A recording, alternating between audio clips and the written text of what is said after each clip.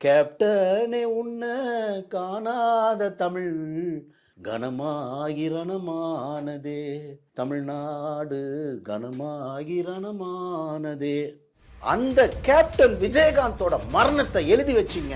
இந்த வருஷம் பூரா நம்ம ஏதோ ஒரு வகையில பேசுவோம்.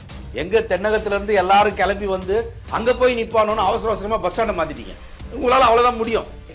இதயத்துல போய் விஜயகாந்த் வந்து தென்னகம் இல்ல, எல்லா மக்களோட மனசுலயும் போய் உக்காந்துக்கிட்டார்ல. அதை நீங்க பாவையா நல்ல மனுஷன் இன்ன வரைக்கும் வராத ஒரே ஆள் வடிவேலு.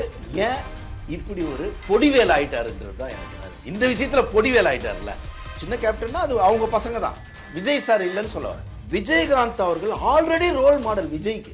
எப்படி சூப்பர் ஸ்டாரு அப்படிங்கிறத வந்து மைண்ட்ல வச்சுக்கிட்டு அந்த இடத்துக்கு பிடிச்சார் பார்த்தீங்களா, அதே மாதிரி இந்த தர்மம் பண்றது, நல்ல பேர் வாங்குறது ஆல்ரெடி சின்ன கேப்டன் இல்லை.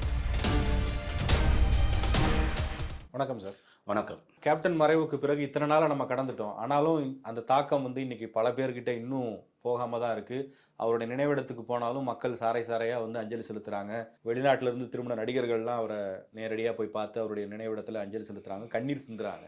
உங்களுக்குள்ள கேப்டனுடைய மறைவு எந்த அளவுக்கு ஒரு தாக்கத்தை ஏற்படுத்தி இருக்கு? வைதேகி காத்திருந்தால்னு ஒரு படம். அந்த படம் தான் விஜயகாந்த் சாரை வந்து மக்களுக்கு வந்து ஒரு அதுக்கு முன்னாடி ஆக்ஷன் படமாக பண்ணிக்கிட்டு இருந்தவரை எல்லார்கிட்டையும் கொண்டு போய் சேர்த்த படம் வந்து வைதேகி காத்திருந்தால். அதில் பர்டிகுலராக ஒரு பாட்டு வந்து கேப்டனே உன்ன காணாத தமிழ் கனமாகிரணமானதே, தமிழ்நாடு கனமாகிரணமானதே. அந்த அளவுக்கு எப்படி வந்து மழை தொடர்ந்து அடிக்குதோ. ஆக்சுவலி பார்த்தீங்கன்னா ஜனவரியிலலாம் மழை இருக்காது. காலமே மாறிடுச்சு, பருவ காலமே மாறிடுச்சு. என்ன காரணம் அப்படின்னா மக்களுடைய மனோநிலை வந்து வேற மாதிரி, ஒரு மைண்ட் செட்டே வேற மாதிரி ஆயிடுச்சு. இப்படிப்பட்ட ஒரு மைண்ட் செட்டுக்குள்ள பழையபடி தர்மம், நன்மை, நல்லவங்க, பெரியவங்களை மதிக்கிறது, ஏழைங்களை மதிக்கிறது, இல்லாதவங்களை மதிக்கிறது, இல்லாதவங்களுக்கு செய்யறது அப்படின்னு ஒன்று சமீப காலத்தில் கொஞ்சம் மறைஞ்சு போச்சு. அப்புறம் மறைஞ்சே போச்சு. அதுக்கு காரணம் என்னன்னு பார்த்தீங்களா, தலைவருங்க இருக்காங்களா, நம்ம ஆளும் தலைவர்கள் வந்து ஈவி இறக்கம் கொஞ்சம் கம்மியாயிடுச்சு. எல்லாருக்குமே வந்து அதிகார போதை தான் அதிகமாக இருந்ததை தவிர ஏழைங்க மேலே கருணை இல்லை. அந்த மாதிரி ஒரு ஏழைங்க மேலே கருணையும் ஒரு நட்போடு இருந்தவர் தான் திரு கேப்டன் விஜயகாந்த் அவர்கள். அந்த கேப்டன் விஜயகாந்தோட மரணத்தை எழுதி வச்சிங்க. இந்த வருஷம் பூரா நம்ம ஏதோ ஒரு வகையில் பேசுவோம். தேவைப்படுது. இயற்கைக்கு நல்லவர்களை வைத்துத்தான் நல்லதை உருவாக்க முடியும். ஏன்னு நம்ம தொடர்ந்து பேசுகிறோம்னா, அவர் ஒரு நடிகர். அரசியலில் ஒரு பெரிய சாதிச்சவரும் கிடையாது. அரசியலில் 2 வாட்டி எம்எல்ஏவாக இருந்தார். துணிச்சலாக எழுத்தார். இவ்வளோதான் அவருடைய குவாலிட்டியை தவிர இப்படி தூக்கி வச்சு கொண்டாடுற அளவுக்கு 72 குண்டு முழங்க அப்படிங்கிறது தூரத்து இடி முழக்கத்தில் நடித்தவருக்கு எவ்வளோ தூரத்தில் இருந்தாலும் அவருடைய குண்டு முழக்கம் கேட்டுச்சு. அதுதான் அவருக்கு கொடுக்கப்பட்ட மரியாதை. அது வந்து ஒரு பெரிய ஒரு என்ன சொல்கிறது, அரச வம்சத்தில் வரவங்களுக்கு கொடுக்கறத மக்கள் வந்து ப்ரேயரில் கொடுத்துட்டாங்க. இது தொடர்ந்து தான் நல்லது. ஏன் நல்லதுன்னு நான் நினைக்கிறேன்னா, இப்போது திரு விஜயகாந்த் அவர்களுடைய மரணம் எல்லாருக்குள்ளேயும் ஒரு கருணையை உருவாக்கிடுச்சு நான் ஃபீல் பண்ணுறேன். எல்லாருக்குள்ளேயும் தர்மம் பண்ணியா, 4 பேருக்கு உதவி பண்ணியா, 4 பேருக்கு சாப்பாடு போடியா அப்படிங்கிற ஒரு எவ்வளோ பெரிய விஷயம் சார் அது. ஆக்சுவலி பார்த்தீங்கன்னா சார், அதுதான் உங்கள் குணம், என் குணம், தமிழர்கள் குணம் சார். அந்த காலத்தில் தமிழர்களுடைய பண்பாடு, நாட் ஓன்லி தமிழர்கள், இந்தியர்கள் பண்பாடு என்னன்னா, சமைப்பாங்க. சமைச்ச சமையலை ஃபர்ஸ்ட் விருந்தாளிங்க வைப்பாங்க, அடுத்து குழந்தைங்களுக்கு வைப்பாங்க, ஓகே, அடுத்ததா ஏழைங்களுக்கு எடுத்து வைப்பாங்க, மூணாவதா அந்த வீட்டில் இருக்க பெரியவங்க, கடைசியாக தான் சார் பொம்பளைங்க சாப்பிடுவாங்க. அப்படி ஒரு கலாச்சாரம் சார் நம்மளுடைய கலாச்சாரம். அந்த கலாச்சாரம் மறந்து போனதை கேப்டன் வந்து திருப்பி ஞாபகப்படுத்திட்டாரு. இப்போ நீங்கள் யார்கிட்ட போனாலும் ஒரு உதவின்னு கேட்டிங்கன்னா சந்தோஷமாக எடுத்து கொடுக்குற ஒரு நிலை வந்தது பார்த்தீங்களா. அதுக்காக எனக்கு விஜயகாந்தை நான் திருப்பி வணங்குறேன். எனக்கே அவர் பர்சனலாக தெரியும். இருந்தாலும் மக்கள் மனசை மாற்றிட்டார் பாருங்க. அவர் ஆட்சியில் வந்து மக்கள் மனசை மாற்றலைனாலும் இதுலேயே மாற்றிட்டார் பார்த்தீங்களா. இந்த நினைவு தாலாட்டு இருக்குது பார்த்தீங்களா, அது அவ்வளோ சீக்கிரம் போகாது. பூந்தோட்ட காவல்காரன்ற படம் வந்து அவருடைய ஒன் ஆஃப் த பெஸ்ட் படம். இப்போ பார்த்தீங்கன்னா கோயம்பேடுன்றது ஒரு பூந்தோட்டம் தான், பக்கத்திலேயே மாலைகள் இருக்குது. ஒரு கூட்டமாக பூந்தோட்டத்தை உருவாக்குவாங்க. ஏன்னா அவர் பூக்களுக்கு நடுவில் தான் இருக்கார். கோயம்பேடுன்றதே பூ மார்க்கெட்டு தான். நீங்கள் பஸ் ஸ்டாண்டை மாற்றிட்டீங்க. எங்கள் தென்னகத்திலேருந்து எல்லாரும் கிளம்பி வந்து அங்கே போய் நிற்பானோன்னு அவசர அவசரமாக பஸ் ஸ்டாண்டை மாற்றிட்டீங்க. உங்களால் அவ்வளோதான் முடியும். ஆனால் இதயத்தில் போய் விஜயகாந்த் வந்து தென்னகம் இல்லை, எல்லா மக்களோட மனசுலையும் போய் உக்காந்துக்கிட்டார்ல, அதை நீங்கள் பிடிங்கலாம் வெளிப்பட முடியாது. அதில் உங்களால் வாய்ப்பே கிடையாது. நீங்கள் பஸ் ஸ்டாண்டை மாற்றிடலாம், அவசர அவசரமாக பஸ் ஸ்டாண்டை மாற்றலாம். ஏன் சார் அவ்வளோ அவசரமாக மாற்ற வேண்டிய அவசியம் என்னது சார்? கொஞ்சம் விட்டுருக்கலாம், வந்துடுறவங்க கொஞ்சம் போயிட்டு கும்பிட்டு போயிருப்பானுங்க. இல்லைனாலும் அவங்க வருவாங்க. நீங்கள் ஒன்று மட்டும் தெரிஞ்சுங்க, பாசம் காட்டுறதுல ஏன் தெரியுமா சார்? இப்போ லவ் எல்லாம் வந்து உங்களுக்கு இப்போ லவ் ஒர்க் அவுட் ஆகல. ஏன் தெரியுங்களா? லவ்வுக்கு எதிர்ப்பு இல்லை. இப்போ நான் ஜோடி படம் எடுத்தேன், லவ்வுக்கு எதிர்ப்பு இருந்தது. எதிர்ப்பு இருந்தால் தான் லவ். அது மாதிரி விஜயகாந்துக்கு நீங்கள் பாசத்தை காட்டாதீங்கன்னு அவனை தடுக்கிறீங்க, பஸ் ஸ்டாண்ட் அங்கே தூக்கி போடுறீங்க. இனிமே தான் பாசம் அதிகமாகும். கிளாம்பாக்கத்துக்கு மாத்துறதுக்கு இப்படி ஒரு காரணம் சார். ஆமாம் சார். ஏன் அவ்வளோ அவசரமாக பண்ணணும்? அவ்வளோ அவசரமாக பண்ண வேண்டாமே. ஒரு ஏன்னா அரசு துக்கத்தில் இருக்குது இப்போ இல்லையா? ஒரு வாரம் அரசு துக்கத்தில் தான் சொல்லியிருக்காங்க இல்லையா? அப்படின்னும் போது கொஞ்சம் மெதுவாக பண்ணியிருக்கலாமே. எங்கே மொத்தம் கிளம்பி வருவாங்க, பஸ் ஸ்டாண்டில் இறங்குவாங்க, பக்கத்துலேயே மாலை கடை, கோயம்பேடு மாலை, கூட்டம் கூட்டமாக போய் அங்கே போய் நின்ற போகிறானுங்கன்றதுல அவசர அவசரமாக மாற்றினாலும் மக்கள் மனதில் போய் அரியணை போட்டு உக்காந்துருக்கிற, ஓட்டு போடாமல் அரியணையில் உட்காந்துருக்காரு சார். எல்லாரும் ஓட்டு போடுறது அரியணையில் உட்காருவீங்க. ஆனால் மக்கள் மனம் என்ற சிம்மாசனத்தில் அந்த சிங்கம் அப்படியே எந்த ஒரு இதுவுமே இல்லாமல் என்ட்ரி பாஸ் வாங்கி உள்ளே போய் உட்காந்துருச்சு. நீங்கள் கிளாம்பாக்கம் இல்லை சார், கிருஷ்ணகிரிக்கு மாற்றினாலும் நீங்கள் கில்லேடியாக ஒர்க் பண்ணுறீங்க. இல்லை அரசியல்லாம் அந்த கில்லேடி தானே இருக்கும். ஆனால் இங்கே வந்து ஒரு உணர்வு பூர்வம் இருக்கும்போது இங்கே அரசியல் தேவையில்லைன்றதான் இருந்து. அரசியலாக இப்படிலாம் பண்ணால் தான் ஒரு ஆட்சியை தக்க வைக்க முடியும், மக்களுடைய மனோநிலையை கையில் வச்சுக்க முடியும். ஆனால் இங்கே ஒரு எமோஷனல் பைண்டிங்கில் போய் அதை பண்ணக்கூடாதுன்றது என்னோட இது. அதனால் கிளாம்பாக்கத்தில் இல்லாமல் நீங்கள் கிருஷ்ணகிரிக்கு வந்து மார்க்கெட்டை ஷிஃப்ட் பண்ணாலும் நம்மளால் அங்கேருந்து கிளம்பி வந்துடுவோம். நீங்கள் தடுக்காதீங்க. திருப்பி நான் சொல்கிறேன், லவ்வை தடுத்தீங்கன்னா லவ் ஸ்ட்ராங் ஆகிடும். விஜயகாந்தை நீங்கள் பார்க்க விடாமல் தடுக்கிறது, பஸ் ஸ்டாண்டை எங்கேயோ தூக்கி வைக்கிறது, இதெல்லாம் நீங்கள் பண்ணீங்கன்னா இன்னும் விஜயகாந்த் மேலே கூடுதல் லவ் வரும். லவ் மாதிரி, காதல் மாதிரி. காதலை தடுத்தீங்கன்னா அது ஸ்ட்ராங் ஆகிடும். அது மாதிரி விஜயகாந்த் அவர்களுடைய அன்பை நீங்கள் வந்து தடுக்க முடியாது. நீங்கள் கேட்ட மாதிரி ஏன் இவ்வளவுக்கு தொடர்ந்து இருக்குது அப்படின்னு கேட்கறதுக்கான காரணம், அவர் ஒரு தர்ம சிந்தனையை விதைச்சிட்டு போனதுனால அந்த தர்ம சிந்தனை கர்ப்பத்தில் இருக்கிற குழந்தைங்க வரைக்கும் மாற்றணுன்ற அவர் முடிவு பண்ணிட்டார். ஒரு சாதாரண பர்சனாலிட்டி எனக்கு தெரியல சார். விஜயகாந்த்ன்றவர் ஒரு நடிகர்ப்பா, அவரை ரொம்ப ட்ரோல் பண்ணாங்க இல்லையா? ரத்தம் வர அளவுக்கு அவரை ட்ரோல் பண்ணாங்க. இன்றைக்கி ட்ரோல் பண்ண பசங்கள்லாம் கூட ஃபீல் பண்ணுவாங்க, கொஞ்சம் அடக்கி வச்சிருக்கலாமா, பாவையா நல்ல மனுஷன்றது எல்லாருக்குமே வந்துருச்சு, யுனானிமஸாக வந்துருச்சு. ஆனால் பாவையா நல்ல மனுஷையான்னு இன்ன வரைக்கும் வராத ஒரே ஆள் வடிவேலு.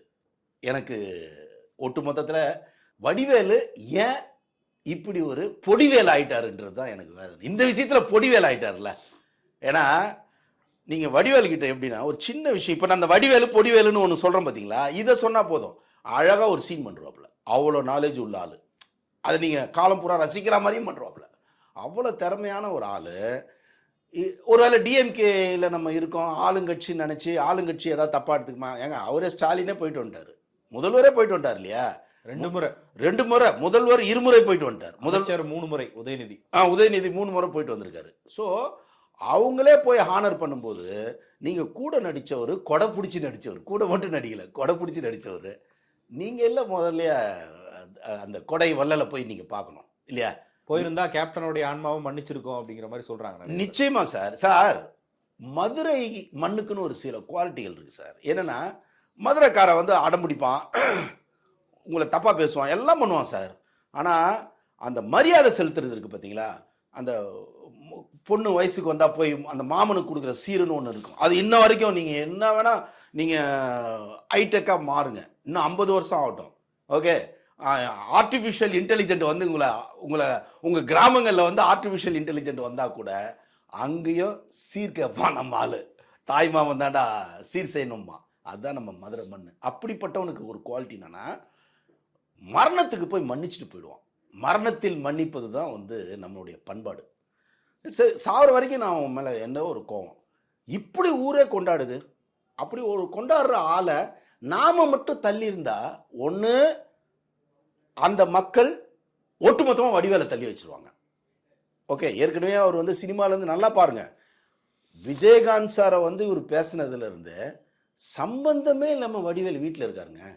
ஏன்னா ஜெயலலிதா ஆட்சிக்கு வந்தாங்க கரெக்டாக, ஒரு 2 வருஷம் தான் ஜெயலலிதா ஆட்சியில் இருந்தாங்க. ஐ மீன் விஜயகாந்த் சார் கூட இருந்தார். அதுக்கப்புறம் கிளாஷ் ஆயிடுச்சு. ஆட்சி தான் மிரட்டுன்னு பார்த்தா 2 வருஷம் தான் மிரட்டி இருக்கணும். வடிவேலோட வாழ்க்கையை 2 வருஷம் தான் மிரட்டி இருக்கணும். ஆனால் 2 வருஷத்துக்கு அப்புறம் 11, 12, 13 பிரச்சனை ஸ்டார்ட் ஆயிடுச்சு. வெளியே வந்துட்டார் விஜயகாந்த் சார். அப்போ வடிவேலை யாரும் மிரட்டுறதுக்கு ஆளே கிடையாது. அப்படி இருந்து ஏன் வந்து சினிமாவில் வந்து உங்களால் ஜெயிக்க முடியல? அந்த அடி அடிக்க முடியல உங்களால். அவ்வளோ பெரிய கலைஞன் இன்னைக்கு வந்து ஆதித்யா எத்தனை சேனல் அவரை வச்சு என்ன கல்லா கட்டுறாங்க இல்லையா? ரெண்டாவது, இன்றைய தமிழர்களுக்கு பெரிய என்டர்டைன்மெண்ட் இளையராஜாவும் வடிவேலும். நம்ம எந்த வகையில் அதை மாற்றுக்கிறது கிடையாது. ஆனால் அப்படிப்பட்ட ஒரு வடிவேலுக்கு, அப்படி ஒரு கலைஞனுக்கு நாம் தப்பு பண்ணுறோன்னு தெரியாதா? அதனால் முதல்ல எனக்கு இதில் வந்து திரு வடிவேல் அவர்கள் இவ்வளோ நாள் பண்ணி மக்களோட இதயத்தோட உச்சத்தில் இருக்கிற கலைஞனாக இருக்கிறவங்க ஒரு மனுஷனாக உங்களை வந்து திருப்பி உச்சத்தில் காட்டணும்னா உடனடியாக நீங்கள் வந்து போய் பார்க்கணும். இல்லைன்னா வர 18ஆம் தேதி நடிகர் சங்கம் இப்போ நம்ம விஜயகாந்த் சாருக்காக ஒரு ஹானர் பண்ணுறாங்க. அந்த ஹானரில் ஆளாக வடிவேல் நிற்கணும். யார் இருக்காங்களோ எனக்கு தெரியாது. ஆளாக வடிவேல். ஏன்னா ஒருவேளை இங்கே வந்தால் மக்கள் ஏதாவது பண்ணலான்னு நினைக்கலாம். ஏன்னா விஜய் சார் வந்தப்போ கூட ஏதோ ஒரு அசம்பாவிதம் நடந்தது. ஸோ அந்த மாதிரி ஏதாவது ஆயிடுமோன்ற பயம் கூட மேபி வடிவேலுக்கு இருக்கலாம். ஆனால் மதுரைக்காரனா வந்து நீ பயப்படக்கூடாது. நமக்கு அங்கே தான் இடிக்குது. நம்ம ஏற்கனவே மதுரைக்காரன் ஒருத்தனை பார்த்துட்டோம். யார்? விஜயகாந்த் சாரை பார்த்துட்டோம். விஜயகாந்த் சார் அந்த இடத்துல இருந்தாருன்னு வச்சிங்களேன், இறங்கி வேறையா பண்ணுவார். அப்போது விஜயகாந்த் தானே பெரிய ஆள். பயம் இருக்கிறவ நீ கலைஞனாக இருந்தால் கூட நீ பின்னாடி தான். அதுதான் நான் என்னோட ஒரே ஆசை என்னென்னா, தயவு செய்து வர 18ஆம் தேதி தமிழ் திரையுலகில் நடிகர்களாக இருக்கிற அத்தனை பேரும் வரணும். என்னோட ஆசை. அங்கே சிலர் வர முடியல. ஈவன் விஷால் வந்து அவ்வளோ வந்து ரெக்வெஸ்ட் கேட்டார். ரெக்வெஸ்ட் கேட்டாலும் எங்கே இருந்தாலும் வந்திருக்கணும் சார். என்ன வேலை இருந்தாலும் சார் இருக்கும், கமிட்மெண்ட் இருக்கும். பட் ஒரு மக்கள் கொண்டாடுறாங்க சார். நீங்கள் தமிழ் நடிகர் சங்கன்றதை விட்டுருங்க. நடிகர் சங்கத்தை மீறி இவ்வளோ பேர் செலிப்ரேட் பண்ணுற ஒருத்தரை நம்ம பேசலைன்னா நம்ம குற்றவாளியாக மாறிடுவோன்ற எண்ணம் கூட இல்லையா? இல்லை, அதுலேயும் விஷால் பற்றி எனக்கு பார்த்த சாரதி ஒரு விஷயம் சொன்னார். தேமுதிகவில் என்ன சொன்னார்னா, விஷால் தொடக்க காலத்தில் ஒரு படம் நடிச்சிட்டு இருக்கும்போது ஒரு சில படங்கள் தோல்வி அடையுது. அப்போ வந்து அவர் ரொம்ப அப்செட் ஆகிட்டார். இனிமேல் படம் பண்ணலாமா வேணாமான்ற குழப்பத்தில் இருக்கும்போது கேப்டன் விஜயகாந்த் அவருக்கு ஃபோன் பண்ணி 4 படம் இல்லை எத்தனை படம் ஃபெயிலியர் ஆனாலும் நீ போய் தோண்டெல்லாம் உட்காரக்கூடாது, தைரியமா இரு, நாங்கெல்லாம் இருக்கோம், படம் நடி அப்படின்னு சொன்னாராம். இதை வந்து கேப்டன் பண்ணதை பக்கத்துல இருந்து பார்த்த சார் சொன்னாரு. நானும் கேள்விப்பட்டேன். என்னன்னா சார், விஜயகாந்த் சாருடைய ப்ளஸ் பாயிண்ட் என்ன தெரியுமா சார்? தான் கூட இருக்கணும், நல்லா இருக்கணும்னு நினைப்பாங்க. இப்போ வடிவேலு தான் கூட நடிக்கிறவனே நல்லா நடிக்கக்கூடாதுன்னு நினைக்கிற ஒரு ஆள். ஏன்னா தான் மட்டும்தான் பர்ஃபார்ம் பண்ணணுன்ட்டு அவர் நடிக்கக்கூடாதுன்னு நினைக்கிற ஆள் வடிவேலு. ஏன்னா தான் பெஸ்ட்டாக இருக்கணும்னு. விஜயகாந்த் சார் அப்படியே உள்ட்டா. தான் கூட கேமராவுக்கு பின்னாடி இருக்கான்ல ஒரு 100 பேர், அவன் நல்லா இருக்கணும்னு நினைக்கிற ஒரு ஆள். ஸோ அது மாதிரி தான் திரு விஷால் அவர்களுக்கு அவர் சொல்லியிருப்பார், நிச்சயமாக சொல்லியிருப்பார். அதில் ஒன்றும் மாற்றுக்கிறது கிடையாது. எப்போ அந்த இது விஷால் மேலே கூடுதல் கவனம் வந்திருக்குன்னா, கொஞ்சம் விஷால் எல்லாத்துலேயும் இறங்கி ஒர்க் பண்ணார் பார்த்தீங்களா, மேபி அந்த நேரமாக இருந்திருக்கும். ஏன்னா விஜயகாந்தோட கிட்டத்தட்ட விஜயகாந்த் ஸ்டைலில் தான் விஷாலும் வந்தார். புரட்சி கலைஞர் ஸ்டைலில் புரட்சி தளபதி வந்தாப்புல கொஞ்சம் இறங்கி அடிச்சாப்புல. பட் எங்கேயோ இதுவாயிடுச்சு. பட் தயவுசெய்து 18ஆம் தேதி நடக்கிறது இதில் எப்படி 18 படிக்கு வந்து ஐயப்பனை பார்க்க 18 படிக்கு ஏறி போகிறாங்களோ ஒரு பயபக்தியோட, அதே மாதிரி வர 18ஆம் தேதி நடத்த போகிற நடிகர் சங்கம் நடத்த போகிற அந்த இதில் மொத்த நடிகர்களும் அவரை மரியாதை செலுத்த வேண்டும். அப்படி மரியாதை செலுத்தினாதான் மக்கள் உங்களை வந்து மதிப்பாங்க. இல்லைனா ஏன்னா தமிழை வந்து ரொம்ப sentiment, very emotionals kind of people. நம்ம பீப்புள் அவங்களுக்கு இதெல்லாம் ரொம்ப நோட் பண்ணுவாங்க. அதை நீங்கள் எங்கேயோ வேறு இடத்துல என்னவோ நல்ல மாதிரி பேசும்போது இங்கேருந்து குரலை கொடுப்பாங்க. அதனால் அதை தவிர்க்கணுன்னா தயவுசெய்து மிஸ்டர் வடிவேலு ஆளாக அங்கே போய் நிற்கணுன்றது என்னுடைய ஆசை. கேப்டனுடைய மறைவுக்கு பிறகு அந்த கோயம்பேடுங்கிறது மறுபடியும் வைப்ரண்ட்டாக மாறி இருக்கு. ஒரு பக்கம் நீங்கள் வந்து கோயம்பேடு பேருந்து நிலையத்தையும் அதனால் மாற்றிட்டாங்கன்னு சொல்கிறீங்க. ஆனால் அந்த கோயம்பேடு மண்ணில் கேப்டன் கல்யாண மண்டபத்துக்குள்ளே காலடி எடுத்து வச்சுட்டு அடுத்த நாள் விஜய் நெல்லைக்கு போகிறாரு. சின்ன கேப்டன் இன்னைக்கு அவரை கொண்டாடுறாங்க. அப்படி ஒரு மகத்துவம் அங்கே இருந்திருக்கு. எப்படி வந்து தளபதி விஜய் வந்து இன்னைக்கு சின்ன கேப்டன் சொல்லக்கூடிய அளவுக்கு ஒரு விஷயம் மாறி இருக்கு? இல்லை, இப்போ என்னென்னா சார், சின்ன கேப்டன்னு விஜயகாந்த் சாருக்கு சொல்கிறாங்களான்னு எனக்கு தெரியல. ஒருவேளை சும்மா இப்போ நம்ம வந்து சோஷியல் மீடியாவில் அதை உருவாக்கினா கூட சின்ன கேப்டன் யாராக இருக்க முடியும்னு தெரியுமா? அவருடைய பசங்க தான். எதிர்காலத்தில் நீங்கள் எழுதி வச்சிங்க, அந்த 2 பசங்களில் ஒருத்தர் தெரில எனக்கு, அவர் நடிப்பில் பெரிய ஆளாக ஒருத்தர் வருவாரா, அரசியலில் வருவாரான்னு. நிச்சயமாக சின்ன கேப்டன்னா அது அவங்க பசங்க தான். விஜய் சார் இல்லைன்னு சொல்ல வரேன். ஆனால் அதுக்காக விஜய் சார் அந்த தளபதி அப்படின்னு ஒன்று ஒரு மரியாதை இருக்குது பார்த்தீங்களா சார். யங்ஸ்டர்ஸ் கிட்ட வந்து நீங்கள் பார்த்தீங்கன்னா சார், இது வரைக்கும் விஜயகாந்த் சார் பெருசாக போய் சேரல. இதுக்கு முன்னாடி வரைக்கும் அவரை ஒரு பார்த்தாங்க, அப்படின்னா கேட்டு போனானுங்க. இப்போது விஜய் சாரோட ஃபேன்ஸ்லேயே நிறைய பேர் விஜயகாந்தை லவ் பண்ண ஆரம்பிச்சிட்டாங்க. இதுதான் உண்மை. இப்போது விஜயகாந்த் சாரோடைய ப்ளஸ் பாயிண்ட் எதுன்னு பார்த்தீங்கன்னா தர்மம், ஹெல்பிங் டெண்டன்சி, கூட இருக்கவன் நல்லா நட்பு, நட்பு, இன்னொன்று இந்த பெரியவங்க சின்னவங்கன்னு பாகுபாடு பார்க்காம பழகிறது.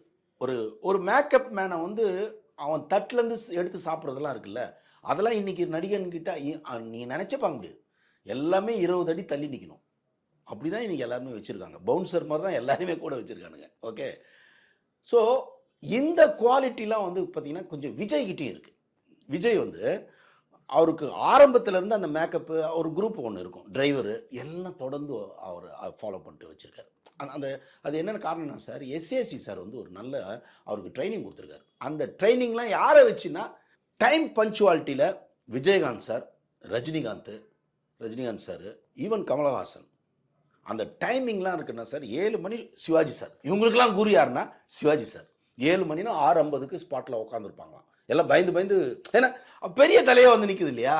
அந்த மாதிரி விஜயகாந்த் அவர்கள் ஆல்ரெடி ரோல் மாடல் விஜய்க்கு. எப்படி சூப்பர் ஸ்டாரு அப்படிங்கிறத வந்து மைண்டில் வச்சுக்கிட்டு அந்த இடத்துக்கு பிடிச்சார் பார்த்தீங்களா, அதே மாதிரி இந்த தர்மம் பண்ணுறது, நல்ல பேர் வாங்கிறது, எல்லாரையும் சமமாக பார்க்குறதுன்னு ஒரு குவாலிட்டி இருக்கு இல்லையா, அந்த குவாலிட்டியை ஆல்ரெடி அவர் விஜயகாந்த் கிட்ட லேர்ன் பண்ணிட்டார். எனக்கு கூட நடிச்சிருக்காரு, அப்பா சொல்லி கொடுத்துருப்பார்ல, பாரு விஜயகாந்த் பாரு, எவ்வளோ சிம்பிளாக இருக்காப்புல பாரு, எவ்வளோ இதுவாக இருக்கு, அதை மெயின்டைன் பண்ணணும், அப்போயே சொல்லி கொடுத்துருப்பாரு. அதனால தான் உங்களுக்கு விஜய் சார் மேலே நீங்கள் எந்த கம்ப்ளைண்ட்டும் உங்களுக்கு ஷூட்டிங் ஸ்பாட்டில் வராது சார், எதுவுமே வராது. அந்த கதை கேட்கும்போது மட்டும் ஃபைனல் பண்ணுற வரைக்கும் அவர் ஒரு சின்ன இதுவாக இருக்கும். நான் என்ன சொல்ல வரேன்னா, சின்ன தளபதி இல்லை, ஆல்ரெடி சின்ன கேப்டன் இல்லை, அவர் என்றுமே வந்து நிரந்தர தளபதி. அவர் உங்களுக்கு பக்கத்தில் இன்னும் ஒரு சின்ன ஏதாவது எக்ஸ்ட்ரா வேர்டு வேணும்னா நிரந்தர தளபதின்னு வச்சிங்க. சின்ன கேப்டன் வேண்டாம், நிரந்தர தளபதி நீங்கள் தான். சின்ன கேப்டன்னா அது விஜயகாந்த் சார் வீட்டிலேருந்து ஒரு பையன் வரணும், அதை தான் மக்கள் ஒத்துக்குவாங்க. எப்படி சூப்பர் ஸ்டாருக்கு நம்மளாம் சண்டை நானே சண்டை போட்டேன்ல, அதே மாதிரி கேப்டனை வந்து கேப்டன்ற வார்த்தைக்கு வேறு யாரையும் கேட்டுறாதீங்க. அது அந்த குடும்பத்துலேருந்து யாராவது வரட்டும், அவங்க ஜெயிக்கட்டும், அதுக்கு நீங்கள் ஹெல்ப் பண்ணுங்கள். விஜய் சாருக்கு ஒரு கடமையே இருக்குது சார். விஜய் சாருக்கு ஒரு கடமை இருக்குது. என்ன இருக்குன்னா, அந்த நடிக்கிறதுக்காக அந்த கொஞ்ச நாள் ஹைட் வெயிட்டாக இருக்கார் விஜய். சண்முக பாண்டியன் அவருக்கு ஒரு நல்ல ஒரு எப்படி வந்து விஜயகாந்த் சார் வந்து விஜய்க்கு ஒரு லைஃப் கொடுத்தாரோ, அது மாதிரி ஒரு கதையை சூஸ் பண்ணி அவருக்கு ஒரு லிஃப்ட் பண்ணலாம், ஒரு செகண்ட் ஹீரோ பண்ணார்னா அது அவ்வளோ ஆசீர்வாதமாக மாறும். நிச்சயமாக அந்த படம் ஓடும். விஜய் சார் இருக்கார், அந்த தம்பி சண்முக பாண்டியன் இருக்கார் அப்படின்னாலே அந்த படம் கவனிக்கப்படும். பெரிய லெவலில் ஓப்பனிங் இருக்கும். அவரும் வந்துடுவார், ஆட்டத்துக்கு வந்துடுவார். ஏன்னா நல்லா இருக்கார், ஜம்முன்னு இருக்கார், ஹைட்டு வெயிட்டாக ஒரு ஹீரோ மெட்டீரியல். நல்லா இருக்கார், ஜம்முன்னு இருக்கார் ஆள். ரொம்ப குழந்தைத்தனமாகவும் இருக்கார். அதனால் அவருக்கு ஒரு ஃப்யூச்சர் இருக்குன்றது என்னை பார்க்கும்போது தெரியுது. விஜய் சாரால் ஆரம்பித்தா விஜயகாந்த் சார் ஹாப்பி ஆவார்ன்றது என்னோட இது. அதனால் கேப்டன், சின்ன கேப்டனை தயவுசெய்து மறந்துடுங்க, அது வேண்டாம், அது அவங்க குடும்பத்துக்கு. இது நிரந்தர தளபதி. இப்போ இருந்தே சொல்லுவோம், வெறும் தளபதி பத்தலைன்னா இளைய தளபதியோட நிரந்தர தளபதி. இனிமேல் தளபதிங்கிற இடத்துக்கு தமிழ் சினிமாவில் விஜய் சாரை விட்ட ஆள் இல்லைப்பா, நிரந்தர தளபதி அவர் தான். ஏன்னா எனக்கு தெரிஞ்சு இன்னும் ஒரு 10-15 இன்னும் இருக்கிற சின்ன பையனை போயிட்டுருக்காருங்க, ரிவர்ஸில் போயிட்டுருக்காரு. அந்த ஃபோட்டோலாம் பார்க்கும்போது லுக் லைக் ஒரு 20-25 வயசு பையன் மாதிரி இருக்கார். ஸோ அவர் வந்து என்னைக்கு வந்து அவராக வேண்டாம்ப்பா சினிமான்னு சொல்கிற அளவுக்கு அவர் நடிப்பார். அதனால் அவர் நிரந்தர தளபதின்னு நம்ம சொல்லிக்கலாம். கேப்டன் வேண்டாம், சின்ன கேப்டன் வேண்டாம். நன்றி சார். நன்றி.